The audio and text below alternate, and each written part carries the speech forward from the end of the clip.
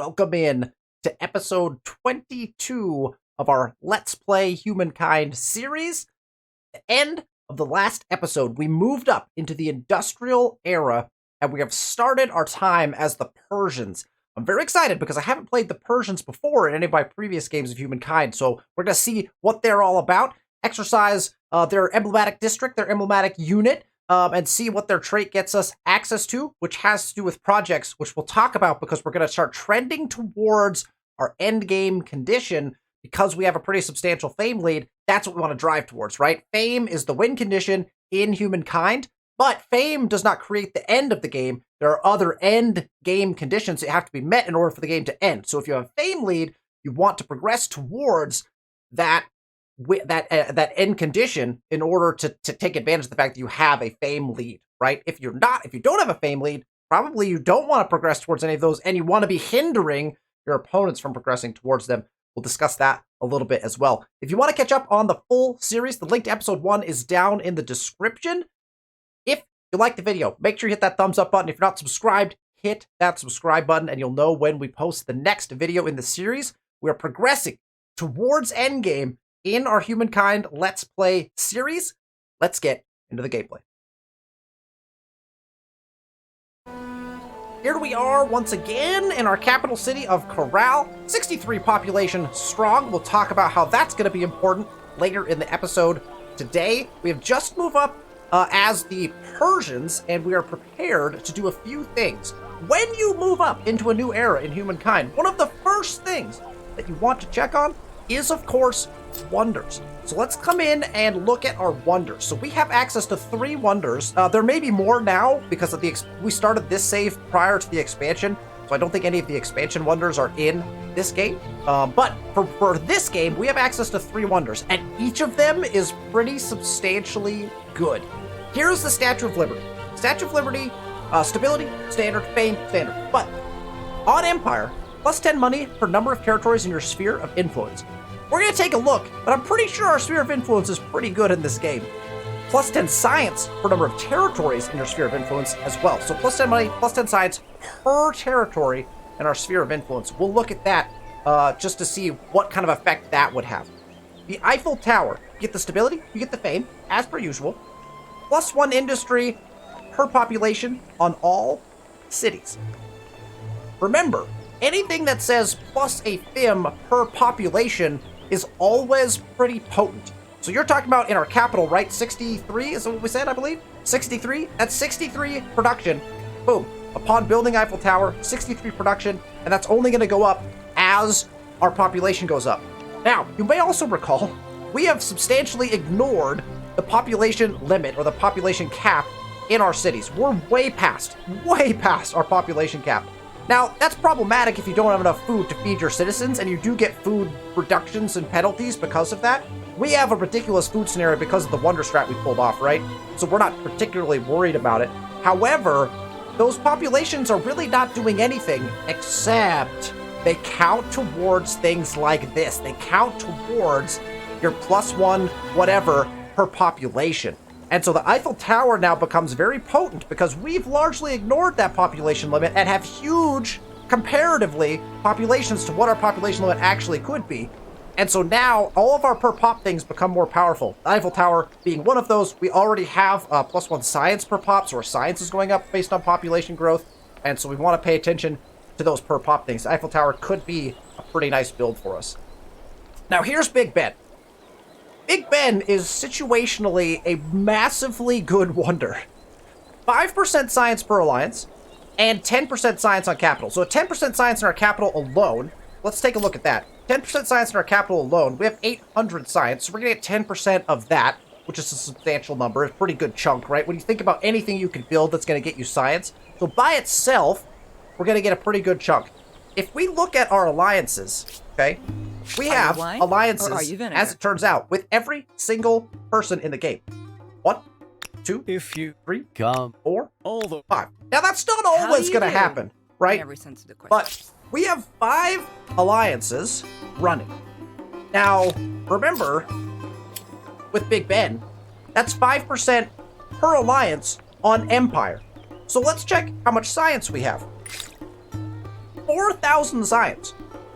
So if we have 5% per alliance, that'd be 5 times 5, which is 25%, which I believe my math is correct.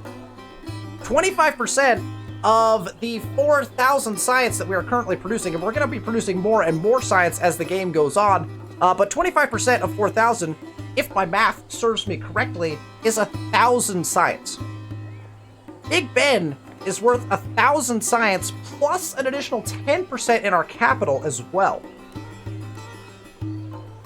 1,000 science is a monstrous number of science.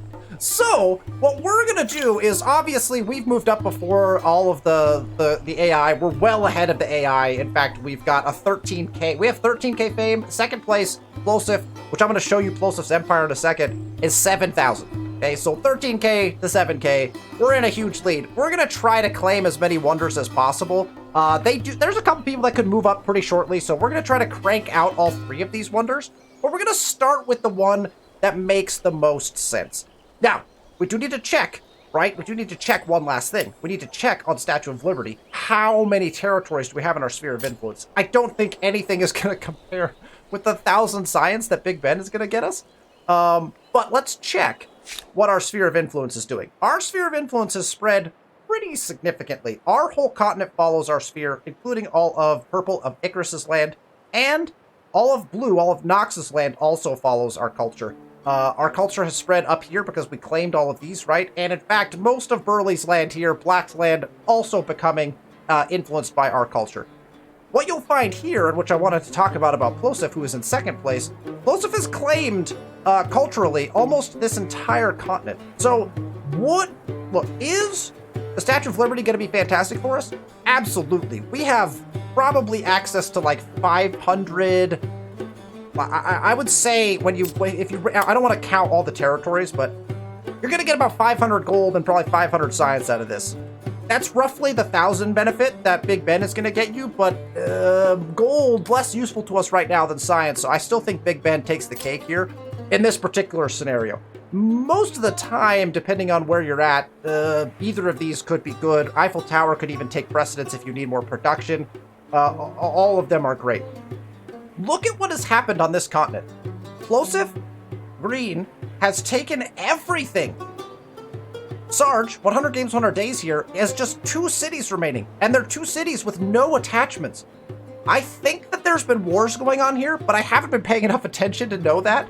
Fascinating. Plosif has kind of created his own little empire on this continent. Interestingly enough, you can see that our border, which is an ocean border because they're 2 separate continents, but there is very little crossover from a cultural standpoint here, which is really fascinating. And actually, if you look at our religion map, which is the start of the era, so it's nice to check on these things, right? I like to check these things every so often. Start of era is a nice time to check how things are going.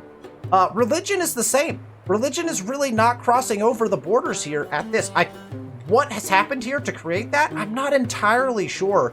We are trading back and forth, but there's this convenient kind of stalemate that has happened along this border from both a cultural perspective and from a religion perspective, which is fascinating.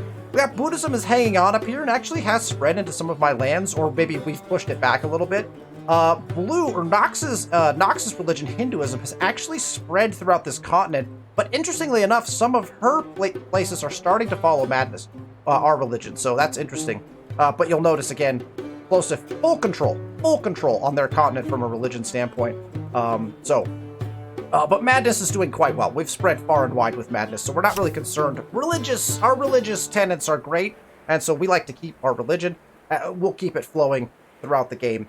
But all of that to say, we are going to first claim Big Ben, because that 1,000 plus science, which is going to keep increasing because it's a percentage base, right? So the more science we produce, the more that percent is going to add on to our science.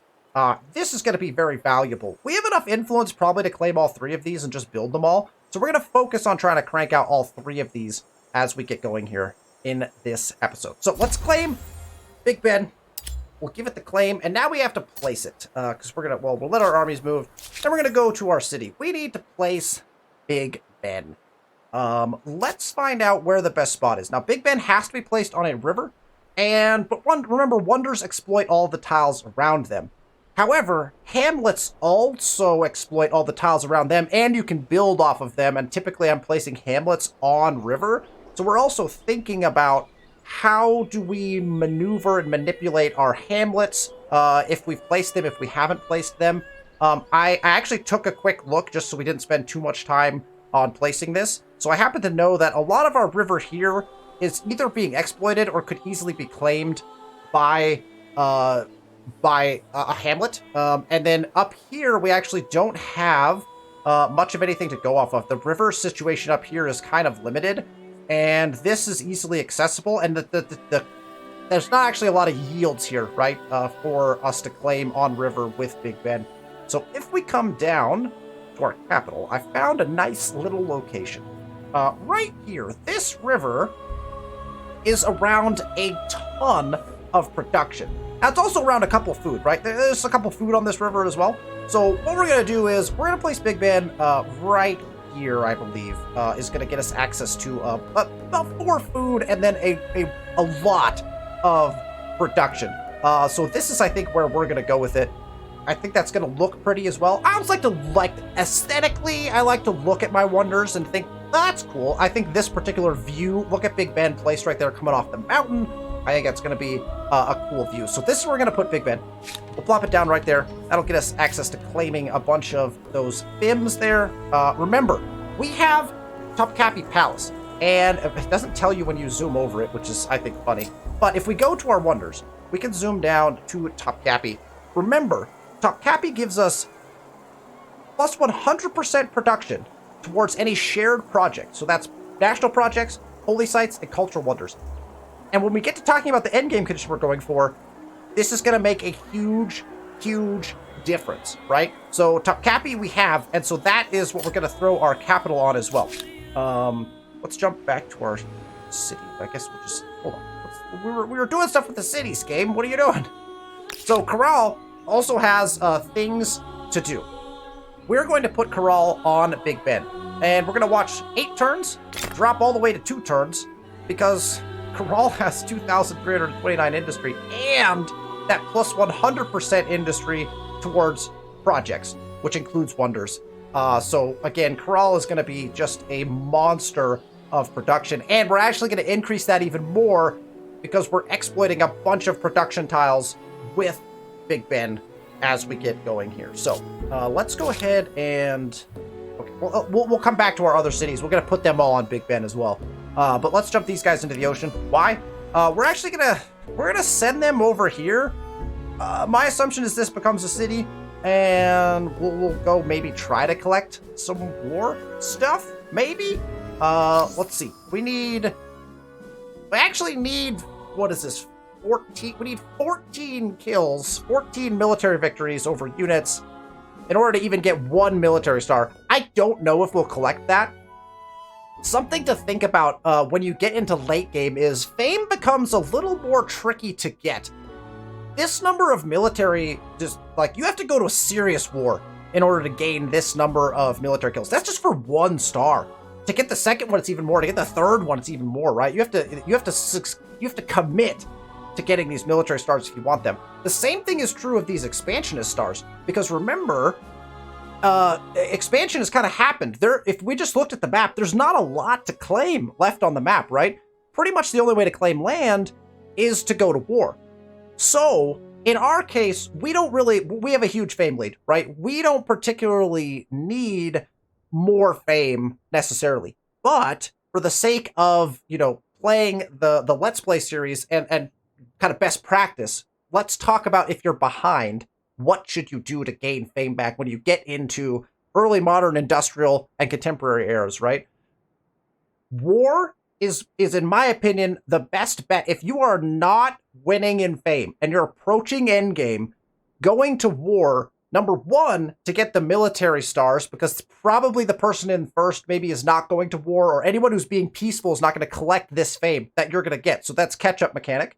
The other thing is expansionist stars come at a huge cost late in the game, because you basically have to go to war to take them. So not only are you going to get your military stars because you're going to war, but you're also going to get your expansionist stars by connecting those territories in at the end of your war. So that's something to think about, is if you're behind, whether you're playing single player or multiplayer, if you're behind in a game of Humankind and you're looking for fame catch-ups, this is probably the way to go. Get the military stars, get the expansion stars, because those may be pieces of fame, chunks of fame that your opponent is not necessarily going to get. And so that's a way to look for kind of a catch-up mechanic late in the game.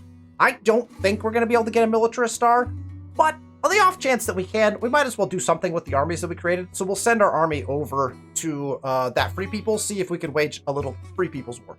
We obviously don't want to break any of our alliances. We just put down Big Ben, so we want to keep our alliances intact because we're getting a huge science bonus out of that.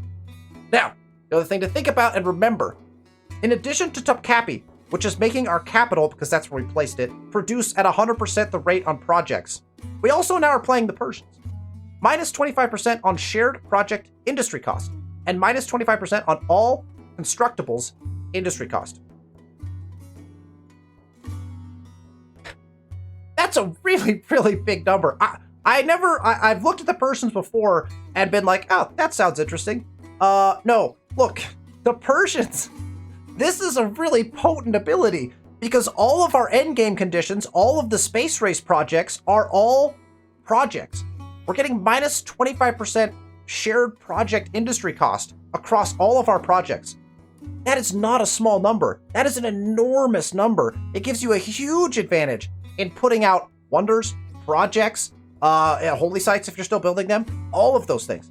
That's wild. Plus you get minus 25% on all constructibles. I mean, I'm assuming that that's just everything you're building. Like anything you build is 25% reduced cost. The Persians are kind of ridiculous. And we're going to talk about, that's not even discussing their caravanserais. We're going to talk about the caravanserais here in a second as well as we get into building them once we get these wonders cranked out. But anyway, very interesting, the Persians. I'm excited to see how this all turns out. How fast can we actually get to endgame by having such ridiculous production numbers towards those shared projects? We'll find out. We will find out. This guy is exploring. I think we upgrade this guy just to keep him from getting too damaged. And we can... people tell me that you can still find curiosities in the industrial era. You don't find a lot. Let's just put it that way. We'll keep him exploring, though, just in case we run into a curiosity. The other thing is, the curiosities, the value just drops as the game goes on. You just don't get enough out of them to justify spending your time on exploration, necessarily, later in the game. And they're almost always just in the ocean, right? Because all the land has been claimed, and so you're not really finding curiosities on land anymore. Okay, Perseus is going to put turns into Big Ben. Lulaban is going to put turns into Big Ben. And then we're actually going to go through the rest of our cities. I know we're building Jama Masjids here still. We're going to plop Big Ben in and switch it in. We want to get Big Ben out as quickly as possible. Why? Because then we can claim the other two wonders as well. So we want to make sure each of our cities is working that. We got Corral on it. We got those two on it. We have Mosos is on it. Perseus is on it. And actually, we're even going to go ahead and put our newest city, Hawanaku, on it as well. They're building some infrastructures for their city. That's fine. We can crank those out later. They're a new city. They're just growing. I'm not overly concerned with the production out of this particular place. We'll just keep them kind of on track, basically. Okay. That gets us a 2-turn, almost a 1-turn. We'll see how that goes. I kind of wonder if it's just going to end up being a 1-turn. Sometimes that happens. So we'll see how that ends up. Let's talk about the tech tree. This is where we start talking about our end game condition. So, right off the bat, we have access to encyclopedia, which gets us precedence. We can reduce the cost of civics. That's pretty nice, but we have so much influence, it doesn't really matter at this point. It does get us access to the academy, which gets us science. Science is something we're going to key off of. We're basically looking now at science and industry as being king for the rest of the game. We want to progress our science as fast as we can to get to our end game condition, which is located here. Rocket science gets us access to the space station. The space station is a project that triggers more projects that will take us to our space race endgame condition, our space race victory.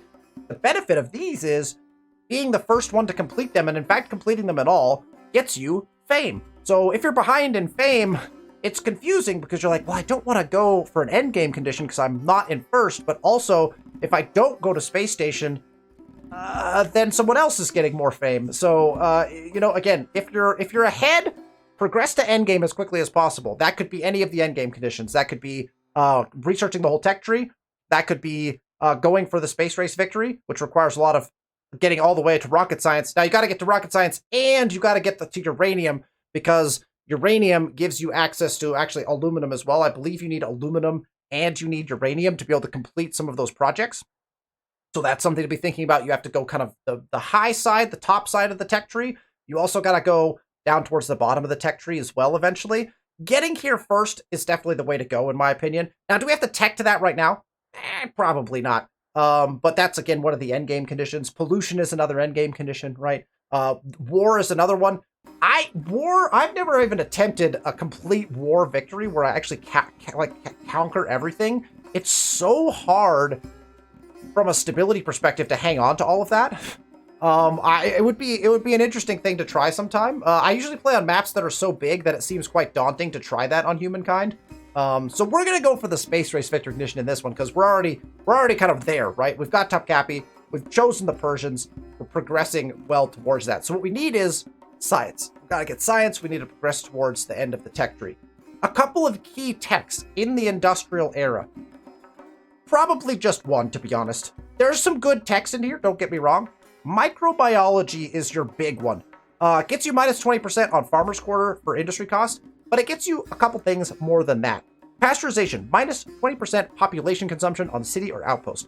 So each of your populations now consume less food, which is big. That drops your food need drops down considerably. So if you're in any sort of food trouble, microbiology will help you immensely. Similarly, if you're in any sort of stability problem, mass vaccination, which is again in microbiology, gets you +1 stability per population.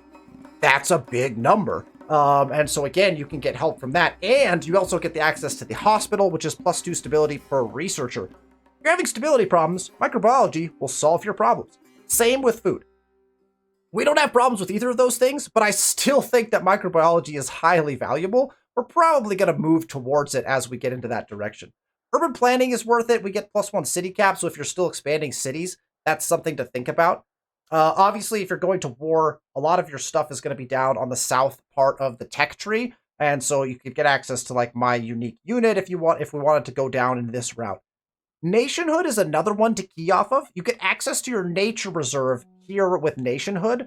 If there's any sort of pollution problems that you're having in your empire or that's happening kind of globally, nature reserves will help you immensely. If you're playing with pollution on and your cities start producing pollution, the penalties that pollution puts on your cities are heavy. It's something that could go unnoticed, because if you're not paying attention to the level of pollution your cities are generating, you might be putting your cities at a massive disadvantage, because a bunch of things are penalized by being in a polluted state. It's like reduced FIMs across the board. I don't remember the exact penalties, but it's pretty substantial, the amount of penalties that your city will start to take if you're polluting too much in that city. So that's where, again, nature reserves come into play. They also exploit science, which is kind of nice. So if you've got that like little science tile out there that you've never been able to build towards, you can actually free place a nature reserve out there if it qualifies for one, and that gets you access to those like little spots of science throughout the map that you might not have been able to access yet. So something to think about for sure.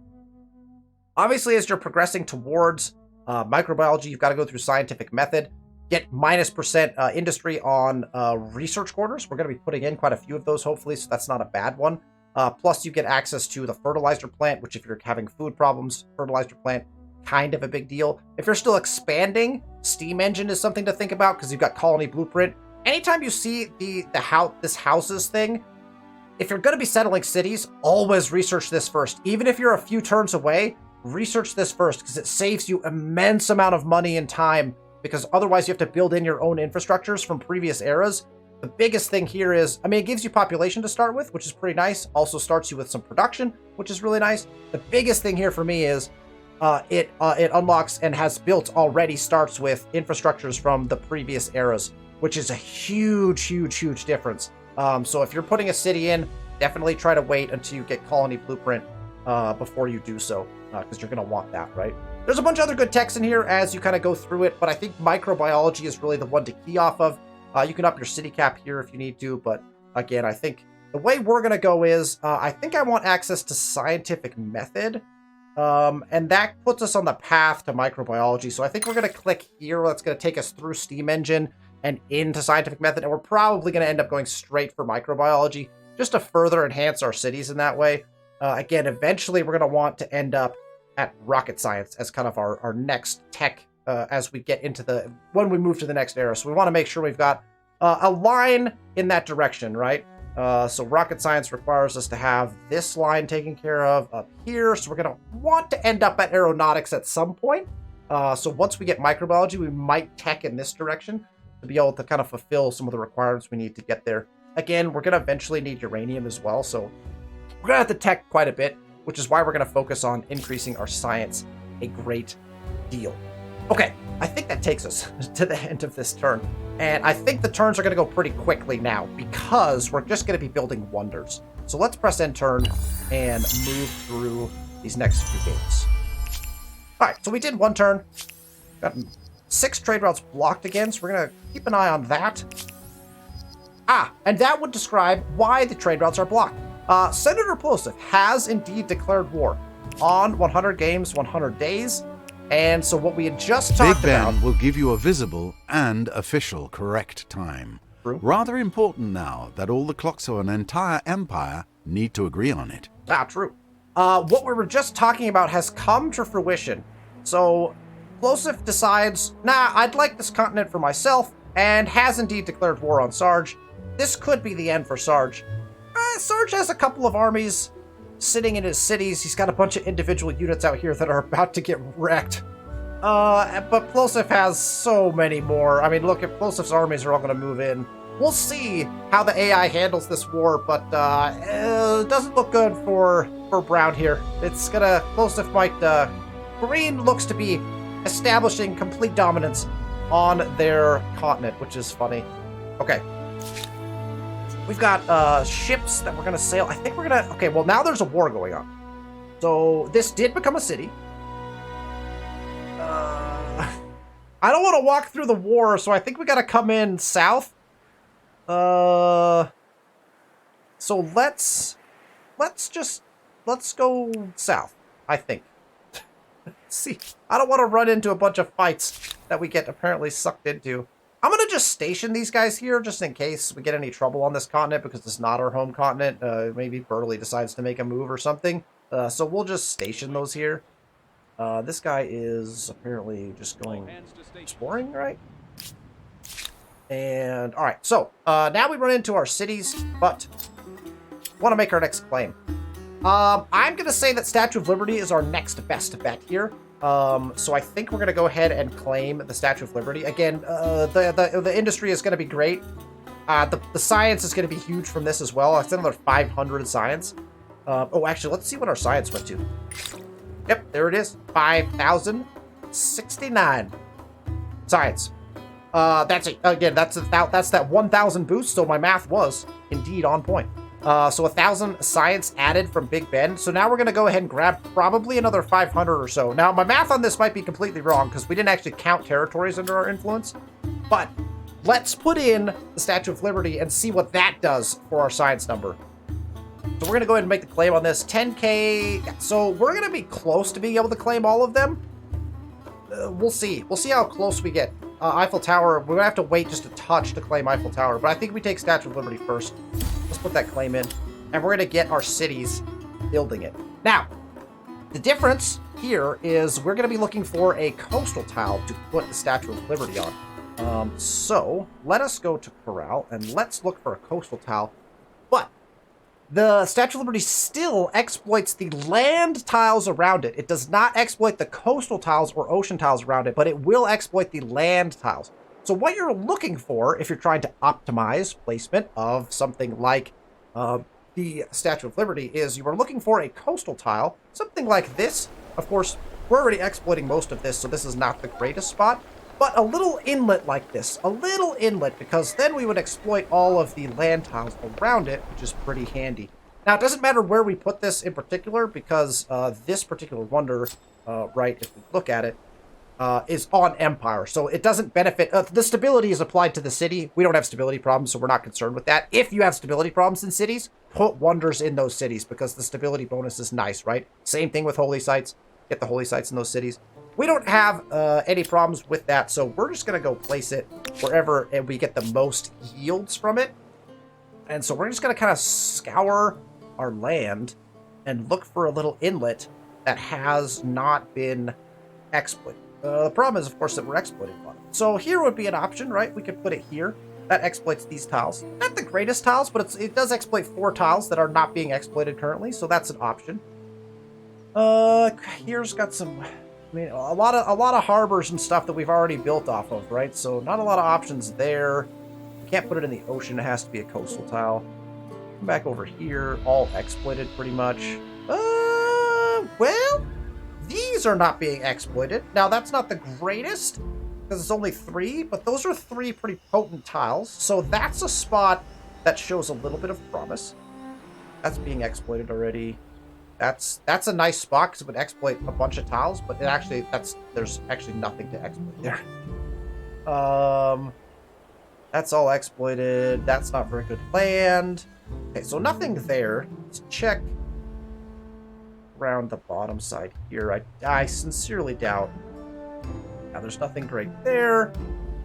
Over here would get us some food, but that's not particularly inviting. Swing around up here. One of these islands, but they're all exploited. Let's check our newest land. Our newest land right here. Get us some exploits if we stick it here, but they're pretty bad. It's still probably worth to go someplace else. These are exploited already. This would be interesting here. But we're already exploiting 2 of those tiles, so again, not super valuable. So if we're min-maxing this, I think actually I'm probably coming back around to this kind of funky spot up here.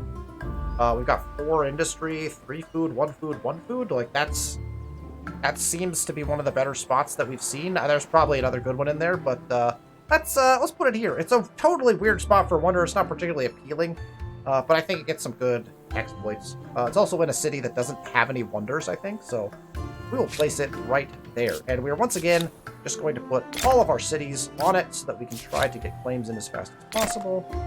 We'll just come around, and I think we actually have to protect that couple of cities, right? Because Patu is still building those. Let's just get this in as quickly as possible. Hulaban can build it well, and we should have everyone. Right? Oh, except for this city. And maybe we'll let this city. You know what? We're trying to optimize our build. Let's get that. Put the production in. All right, and we have access to a new civic. A separation of powers. Religious community participation has been waning for years as the empire's cultural strength grows, and now is the right time to remove religious authority from political power. Should religion solely be a matter of personal faith, though, or does it still have a part to play in civic society? So we get access to irreligion. Now, I've never really played around with irreligion before. You could go to state atheism or secularism if you do this. Lose the ability to enforce a state religion, build new holy sites, or pick tenets, become immune to religious grievances. If you don't care about your religion anymore, but you don't want to generate grievances, this is probably pretty decent. I've never really done this because I always want my tenets and my holy sites and everything, and I don't care about religious grievances because usually my religion is dominant. But if you run into a game where it's not, which I actually am playing currently live on Friday nights on the Twitch channel, this might be something I consider.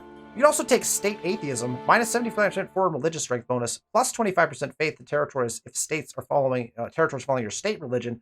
Replace the current state religion with atheism. Lose the ability to build holy sites and pick tenets, and all. Back here. All. Oh my gosh! It's gonna auto scroll the whole time. All religious civics are Oh my gosh, that's obnoxious! Holy smokes! All religious civics are locked. And some invested influence is reimbursed. Okay, so we'd get some influence back. I'm not a fan of irreligion. I don't think it does much for you. In the comments, let me know if you use irreligion in your games. I don't. So I mean, maybe it's something I should think about more. But we're also trying to save our influence right now because we need to claim yet another wonder, which is going to cost us a whole bunch. We'll find out on this next turn if we can. Let's progress on to our next turn. Stealth activity detected. It's a new mechanic. I haven't explored the stealth mechanic very much. I think if you're playing a war game, I think the stealth mechanic is going to be really interesting. Also, when we play our next game and we have access to all of the DLC material, and at the expansion, we'll have envoys and spies as well, which will be interesting. I don't know what we're doing with that guy. Okay, so we did not one turn. We did not successfully one turn the Statue of Liberty, which is unfortunate. But okay, let's keep these guys in the water, I think, to be honest. I'm not in a rush to get over there. I don't want to run into that war, to be honest. I'm terrified of that war. Let's check our trade really quick. Oh, we can start buying. That was expensive, and I'm not sure we should have spent that. Whoa. Sometimes you gotta read stuff before you buy it. That's like IRL advice as well. Okay, I'm not gonna spend time on that. Do we have any treaties that we can sign?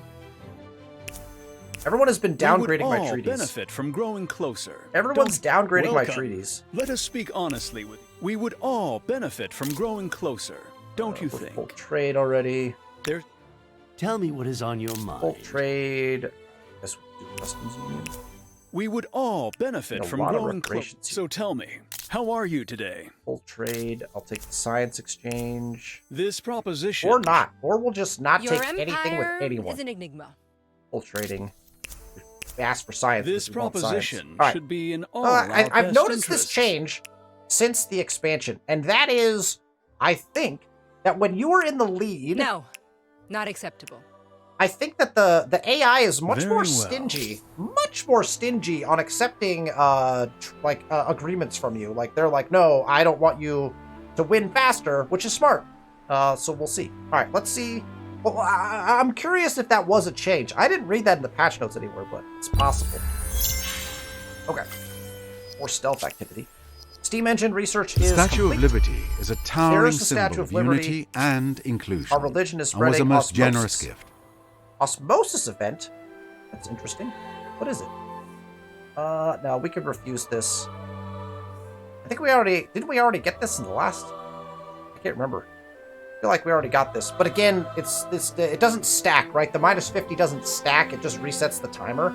And if we do a quick check on this city, like, we're fine. So we're going to refuse that again. I mean, that one doesn't matter. So if we were in stability trouble, we'd probably just accept that change, because I go either way on that one. The production on industry units, or the production on military units is a nice bonus too, as opposed to the +1 combat strength, which is what we have right now. We're not at war, so either of those works. But we can accept that stability loss in that city currently. All right, these guys are now fully healed. Do we send them too? I mean, what else are they gonna do? I don't think... And they've got musketeers, but they're not going to have anything serious. I think one army takes this city. It's a peaceful free peoples. I feel like this army, maybe this army comes back. I know it's a long journey, but maybe we come back into our own territory in case defense is needed. I'm going to actually send this army all the way. Oh, they're going to come through that territory anyway to get back. How many turns is this going to take? 19 turns. And they're going to cross through the warpath. Ooh. I really don't want them running through this territory. I think that's such a bad idea. All right, let's maneuver them back ourselves then. I'd prefer them to go the other direction. Maybe we won't send them back to the capital specifically. I don't know. Should we just go fog busting? Does he still take damage in the ocean? I can't remember if we've researched that tech yet. All right, these guys are gonna just keep. We're gonna trend this way, get over here, and cross down to the southern portion. All right, can we claim the last wonder? Oh, we don't have enough. Or did it not? Didn't trigger. Yeah, okay, 13.1k. So we need a couple turns to claim that. So everyone gets to build something, which is exciting. Well, we could put in our last holy site. That'd be interesting. But I think we should get these caravanserais in. Should we talk about the caravanserai? +1 money per number of trade routes. Let's take a look. How many trade routes do we have? Oh, 39. That's actually not very many. But 39 is pretty decent. So that's 39 gold just for one caravanserai. What does Corral have, though? 57. So that'd be 57 added gold in Corral. I like it. What do we got here? 27 and 17. Okay, well, the numbers are not as high as I thought they might otherwise be. But it's still going to be, it's just going to be a lot of gold. How many go through here? 24? Yeah. So, as we are looking at building our caravanserais, we're gonna make some gold. We're also gonna do industry. I think the caravanserai might be one of my. Again, I haven't played the Persians yet in any of my games, but this emblematic district is beefy. It is so nice. We got money per adjacent market quarter. We got industry per adjacent makers quarter if we want it. We got industry and money base, and it's +1 trader slot as well. It's gonna be good. It's gonna be good. It counts as both a maker and a market quarter, and so we're gonna want, man, I don't even know, plus the movement speed. There's so much good stuff about this caravanserai. These are wild. I think we're just gonna probably pick like our best spot. I like the idea of putting them next to, like, we could put them next to these luxuries because they count as market quarters and they're gonna get bonuses from that. But I don't want to do that if I lose production because of doing that, right? This looks like this is a huge exploit. Like, what does this tile right here say? This is a 1855, so we get that smidge of extra gold, but we lose a ton of production off of it. So I think we're probably going to be relying on just the biggest numbers that it tells us. We've got adjacency here. In fact, we got adjacency to 2 different districts, which is probably why it's telling us that this is a nice spot for production, because I believe, if I'm not wrong, that is our Jama Masjid. Oh, that's 2 Jama Masjids. So we're actually creating a nice little triangle here. Wow. People who love triangles are going to be very proud of me putting this right here. I love it. Let's do it. Let's everyone put in a caravanserai this turn, and then next turn we'll see what happens. We might be building a wonder again. That 3970. Holy smokes. That's yeah, sounds good. Let's do it. Again, it's adjacent to a Jama Masjid. That's not surprising at all. That's lovely. All right, Perseus, let's do it. Let's put in caravanserai. No, that's another. Oh, that one is adjacent to 2 luxuries. Beautiful placement. Plus, we're gonna get. This emblematic district is making me very happy. Not only are we gonna look at this. Not only are we gonna take advantage of our sage and our salt, we're also gonna exploit this 5 and this 5 and this 4. Oh, that is just beautiful. Beautiful. All right, Lulaban is going to put one in as well. Watu is just gonna keep working on their stuff. This is a 3 food. How are we getting food? Where is the food coming from with this? That's so confusing. This has been happening in this city. Something about something in this city is getting us food on districts or something. I don't know. In the comments, if you know why I'm getting food on this tile, let me know. I'll leave it here for a second so we can look at it. But like, what are we putting down next to? It's the Jama Masjid that we're putting down next to. I don't quite understand why we're getting food out of this tile. Where does it say the +3 food is coming from? It doesn't, right? It's not telling me where it's coming from. That's odd. Odd and strange. But oh, maybe is it from Pyramid of the Sun? Is that what Pyramid of the Sun does? Oh, I think that is what Pyramid of the Sun does. Hold on, I may have solved my own problem. Still talk about it in the chat if you want to.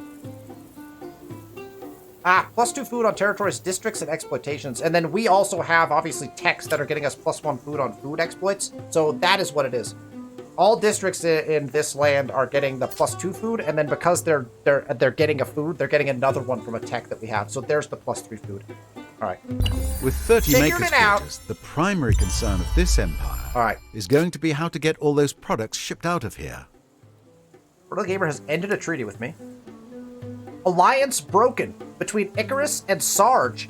So Icarus siding with Plosif, it appears, in this war. Icarus is now a traitor. Foreign war declared. Icarus has now declared war on Nox. There is movement happening in the geopolitical sphere of this game. Icarus declaring war on Nox. Icarus breaking treaty with Sarge. A lot of stuff going on right now. All right, we can claim our final wonder. It's completely ridiculous. Obviously, we're playing this on too easy a difficulty. I wanted to do that just so we could show, talk best practices primarily and not be, trying to dig out of a hole. We'll have to play on a higher difficulty level in our next series. But we can claim this wonder as well. We've now claimed so many wonders. It's ridiculous. All right, let's claim the Eiffel Tower. There we go. We had exactly the number we needed. We're down to 76 influence. I actually love to see that because it's so hard to spend influence in late game. So I'm happy to see that we found ways to do it. Let's find a place to put the Eiffel Tower. It doesn't have any restrictions, does it? I don't think. Not require connection. Can be placed there. So we're just looking for where do we want to exploit something. We actually don't have to build this immediately, but we might as well because it's worth production, right? So we can literally stick this anywhere we want to. Anywhere we're, in fact, right in the middle of this territory. Collect a bunch of production and food right here. That would be, this would be a healthy placement. Right here. Not opposed to that, right in the middle of the land, because we're not going to put anything here. That's not a bad spot right there. Let's think about that. Probably other, high production areas we could put it in. Well, actually. No, this is, yeah. It's +1 pop, it's +1 industry prop in all cities, so it does not matter the city we place it in either. So, we're literally just looking to place it in a city, although getting access to more...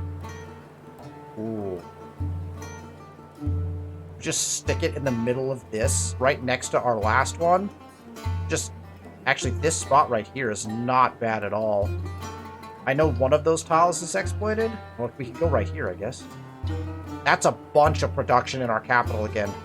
Can we just make our capital just crazy? That's 333, 2 food, 334. That's gotta be... I mean, this is nice. Get a little more food out of it, but I think because our capital is our production hub, I think we stick it right here. Exploit all of it. Oh, okay, let's do it. I'm putting it here. This mountain range is gonna be beautiful. We got Big Ben on one side, we got the Eiffel Tower on the other. All right, this army we're self-marching back in this direction, I guess. I don't know what we're doing with them though. They're just hanging out, I guess. These guys exploring water. These guys are going to make the cut down. There's the safest route. I don't know if we're taking damage to the ocean. I probably could check that. Tamanaku. Wait, Tamanaku, Tamanaku, you finished all of those? Oh, wow. We must have had surplus. Oh, we must have had a ton of surplus in our last wonder, and it just built everything here. Everything we had queued up got built here. Alright, well, let's just get the Eiffel Tower built. That city is behind substantially in a bunch of stuff. And most of us can build Eiffel Tower as well. We'll get it down to a one-turn build probably here. And then we can finish putting our Caravanserais in. Lulaban can also put birds into it. And I believe we're probably still building Delamos G's in Watu, but they cranked out a bunch of them. Should be able to... That'll pretty much one-turn it, I'm relatively certain. It's so close that we probably had some extra production or percent that's going to go up because of the population that goes in. And so we'll probably get the build on that. Getting all 3 of those wonders is completely ludicrous, by the way, but so funny. All right, young offenders. The population of Corral has snowballed of late, true. More so than its current housing can cope with. That's also true. Many souls are huddled together in filthy, overcrowded accommodation. Poverty, unemployment, illness, and crime is rife. Worse still is the number of children who, lacking opportunities or support, turn to violence. Recently, many of them have formed into roving gangs of pickpockets and thugs, often at the behest of criminal adults. Their aggression and thievery means people are increasingly afraid to leave their homes. How should we tackle this problem? Once again, the brilliance of Amplitude and of Humankind as a game comes through. Why did this trigger? Because we are overpopulated. I chose to overpopulate my city, so now we have to deal with the consequences of overpopulation. I love this kind of stuff. These kind of events that pop up as a result of decisions you make throughout the game. One of my favorite parts about Humankind. We can suppress, flood the streets with police and guards, arrest and use seen acting especially, no questions asked. That would get us plus stability, which again, we don't particularly care about because we have high stability, and minus industry, which would be very bad. So I don't think we're going to suppress. We can educate. We must think long-term and invest accordingly. Only better education can save these children from a life of crime. Have to invest 5,000, but we get plus 25 science for 10 turns. I like that they're starting to actually put, like, money to this. I feel like when the game first came out, it would have been like, hey, 50 gold. And you're like, okay. Like, I have 16,000. They've started to make this actually make some sense, so I like that. That needed some balancing. I think they've tuned that up a bit. Also keeps us high on the science side of things, which is where we want to be. So that's the thing to think about with all of these. Not only are you getting your per 10 turns and whatever cost it is, plus any of those, like, what does the event trigger? Is there a possibility for repercussions? But it also moves you along those axes, right? Pay attention to where it moves you along your axes, because your benefits at different points along those axes change substantially as you switch from one to the other. So stability is in the middle. It's like plus 10 stability. If you stay in the middle, it's plus 10 stability. If you go to the outside, you start gaining FIMs, usually, or other benefits, but you don't get as much stability. So we got all things to think about. We've actually been paying careful attention to that in our game that we're playing live on Friday nights over on the Twitch channel, because we're actually having a lot of stability problems. And so moving away from center is actually causing us issues in that game. So we can educate, probably what we're going to do. We can also uplift. This is a social crisis. We provide food, clean water, and medicine to those stranded in poverty. The military can assist in distribution. We get quartermastered, which is plus 30 money, and plus 10 land, air, and naval unit production. That actually is really handy if you're about to go to war. Man, this would be pretty snazzy. Increase your gold, increase your production. You could definitely pick off a war just off of this event, because you get some pretty nice bonuses to producing and upkeeping your army for a little bit. Again, pay attention to where it moves you on the thing. We're going to educate because we have the money to do it, and I'll take the plus 25 science. Does that seem like a small amount? Because we just added, what, like 1,500 or something? Yeah, but that's okay. You have reached the end of an ideology axis. We did! Of all the epithets other empires may use for you, wishy-washy won't be one of them. That's probably true. Let's check our science again. Holy smokes, we went up to 6,100. Okay, so my math was apparently, I didn't estimate the value of... I did not estimate the value of, which one do we put down up here? The Statue of Liberty.